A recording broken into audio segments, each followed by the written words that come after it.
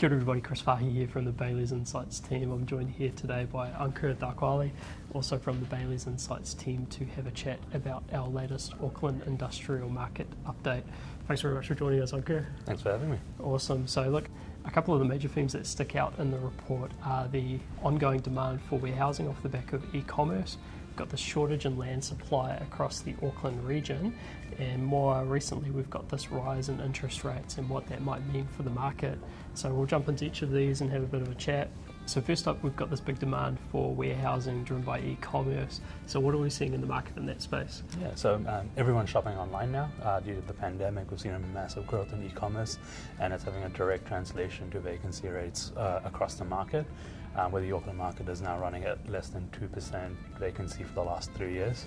And it's interesting because, you know, if you went to 2019, people would have said, yeah, like peak occupancy and extremely low vacancy rates, and it's basically tracked at that level for 2020 and now 2021, and if anything it's got a little bit tighter in 2021.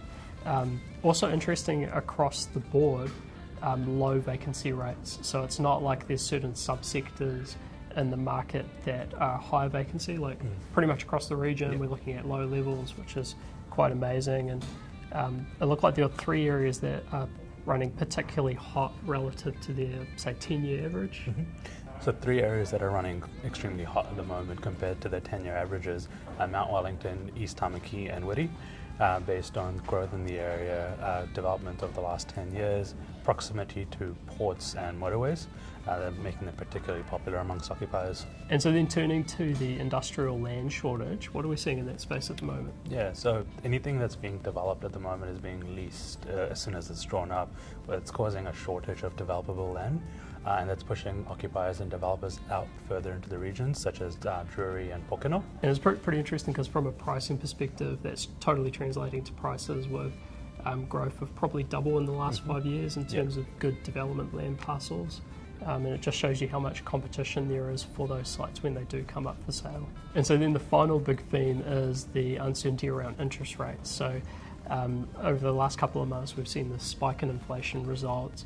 We've seen a rise in government bond rates, and that's tracking through into the funding costs at, I guess, the coalface. How do you think this is going to impact the market this year? Yeah, a rise in interest rates directly affects purchasers' ability to pay those higher prices for assets. So we will see a yield stabilize over this year, and you might not see the record low yields achieved that were achieved in 2021. It's interesting because I guess we're talking stabilisation rather than softening, and I think that's because there's so much demand for industrial assets, and there's this huge weight of capital chasing them, and so I think the softening is probably less likely to come through, but more likely a stabilisation. Awesome, so that's a very quick download of the key findings from our latest market update. That said, if you do want to learn more, you can reach out to any of our experts on the ground, and I'm sure they'll be more than happy to have a chat to you about what they're seeing. In addition to that, if you want to dive deeper into the content from our research, please feel welcome to jump into the link in the description where you can find a full copy of this report here.